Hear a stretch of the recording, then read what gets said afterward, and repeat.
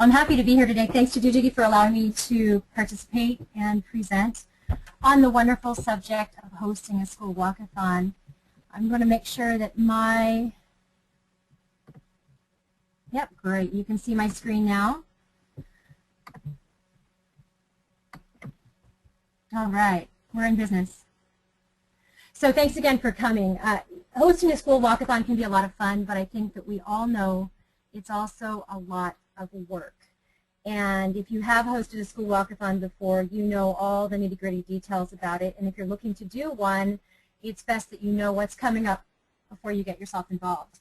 But again, really it is a lot of fun. And the key with any kind of a school event like this that's a fundraiser is you want to make it as fun as possible for everyone, from your participants all the way to your volunteers. And so I'm going to cover today this brief agenda here, really going over all the bases of hosting your school walkathon, from planning the event, really actually from researching and deciding on the details of the event, to planning it online, and then of course evaluating how you've done at the end of the day. So I'm going to go ahead and start delve into the subject here. Have any of you been reading the announcements, the headlines in the news? It's all about public school funding shrinking, and of course private school enrollment being down. It's a really slow economy right now, and the same old fundraising tactics really result in flat or lower donations than we've seen before. And so it's really important that administrators and the parent organizations in these schools find new sources of private donations in order to pick up the slack, because we have to enable critical programs like art and music and technology, and you name whatever your parent organization might be supporting. And it's really tough right now.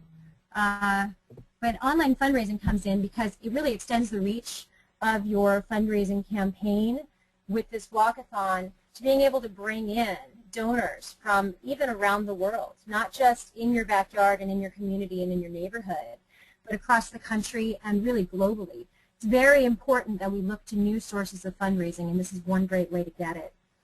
Also, parent motivation is really tough right now. They are really busy, and it's too hard to go door to door. And they're really tired of going the extra mile for a fundraiser and really paying in time and also money. I had a parent come to me as a committee member here at our local school for the walkathon. A parent came to me, and I asked if their kid was going to participate, and they said yes, and they said that all they were going to do this year, this was actually last year, was write their own check for their personal donation for their kid's pledge, and they weren't planning on asking for anyone else's pledges. I, of course, asked why. They said they were really successful calling the grandparents and the relatives and getting them to pledge for their kids' participation in the walkathon, but then it came down to it, they forgot to send the checks in, and it was time to turn the checks into school. And rather than go through the embarrassment of calling grandma or grandpa and asking them to send the check for the donation, that parent did it themselves. So they were out about $250, that particular parent, because of all of the pledges that were made but not sent in. So it's really tough for parents to be able to support these from a time and a monetary perspective. What's wonderful about online fundraising is it gives you greater results with less parent and student effort. So they can focus more on reaching more of their friends and family, and they don't have to focus on grabbing all those checks and cash and turning them in. So also, volunteers. Volunteers are tough to get, and they really burn out when they're doing a lot of paperwork and they're entering data in the spreadsheets that you've gathered from permission slips and pledge requests and pledge sheets, and really keeping track of registrations of students. It's very easy for them to burn out, and we all know, I believe, that we want to keep as many volunteers happy as we can. So online fundraising really helps you use those volunteer resources better. It frees them up from a lot of the paperwork in order to enjoy planning the event. Maybe it's planning more on the event level, like some of the food and fun and games, or really working on motivating students to get more pledges and be more of a marketeer versus really just being the person to do all the paperwork. Now also, paper fundraising, we all heard about the green initiatives.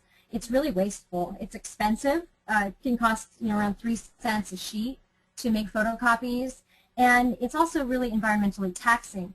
And so that's something we all have to consider, is the time and effort and the money it takes to make all the photocopies for the registration forms and for the permission slips and for the pledge sheets. That takes a lot of time and money. And so the great news about online fundraising, it's really environmentally responsible. It even saves you time because you don't have to make all those copies anymore. So I thought I'd take a moment and let you take a look at some real life situations where a school has gone ahead and done online fundraising with their walkathon. These are real results and real quotes from Guadalupe Elementary School. We launched it early this year, and we had such a successful walkathon because of the online presence that we had wonderful feedback not only from parents, but from the walkathon chairperson and committee members, and of course the principal. Online fundraising can really lead to greater results, not only in time, but of course in money. That's why probably most of you are here, is to talk about how you can make more money for your event. So I just wanted to take a moment and talk about what online fundraising is. It's a really generic term. I'm going to speak more in terms of the walkathon or any type of a thon that you might do. It's really a one-stop event website. The website is the face of the fundraiser. It's where students, participants get all the event information up to date, from schedule to what they need to wear to instructions on what to do that day, and of course for registrations, for doing active fundraising right there online, and then also for grabbing pledge payments with credit cards, which is really important now for this instant pledge. Also, from another perspective, it gives the people who are participating and the people who are the backbone of the fundraiser real-time updates. So an example of a real-time update that anyone can see by going to a website is you take a look at some of these thermometers that show you how you're doing in terms of your fundraiser, how much further you need to go to get to your goal. Online fundraising enables that to be instant. So if you've got a pledge 5 minutes ago, it reflects right now in the status of your achievement of your goal. And then of course it also enables some class competitions or group competitions as you might set them up. Then from a fundraiser's perspective, from the person planning the event, it allows you real-time reporting so you can see who is signed up, how much money they've got for you in terms of pledges at a given time. And it also allows you to push out communication to your participants to really motivate them and tell them how you're doing as well. So online fundraising is a really great tool to do this. And it's not just for the big nonprofit organizations anymore. These tools like Doojiggies allow local nonprofits like school organizations to do this today with tools that already exist. So you're curious about moving forward probably with an online fundraiser. I suggest we never go into anything without really doing our research. And I, of course, have done it. I did it for my son's school event last year, and now I'm doing it as a business. And what's interesting is to see how much really there is to know about selecting event software, and then I'll also go into detail about selecting payment processors and give you a little bit more on that. First, let's start with selecting event software. It's very important that you look only to a software provider like Doojiggy that has the proper security in place. SSL and PCI compliance are really important. You want to make sure that they are SSL compliant themselves as a web hosting service, but also that they work only with payment processors who are PCI compliant. It's really important when you're getting donations from all across the world that every single person that goes to your website sees a stamp of approval that says that these sites are compliant and that they're safe to use. Also, site design is important. You can see what it looks like. Take a look at the samples that are provided of websites that have been created on these tools. Make sure it's the look and feel that you're going for in your event, because it is the face of your event. Also, you want to make sure that the event software that you're using or the hosting service has all these different features that you'll find handy to be able to make your event great. Anything from personal pages, I'll show you an example of Doojiggies later on in the presentation, to competition, class competition, even if you want to sell logo wear or apparel items, that you can do that on the website. And of course, very importantly, you need to have social network links. You need to be able to broadcast the pledge requests to social networks of your participants or your participants' parents.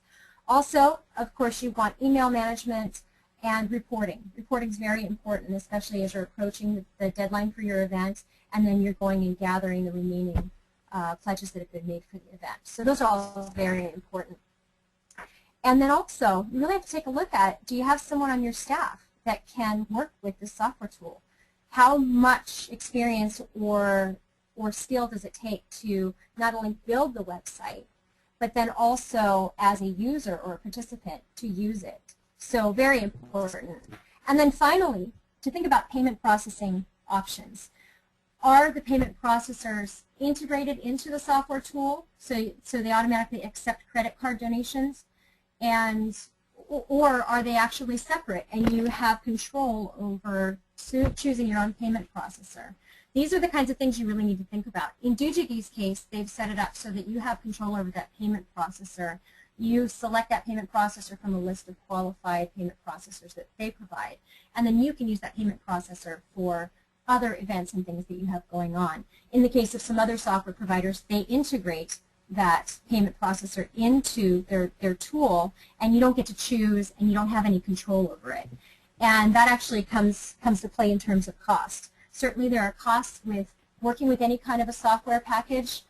You'll have some upfront costs and potentially monthly or ongoing costs, but also if payment processing is integrated into that software platform, then there's going to be a much higher cost on every transaction. So these are the things to consider.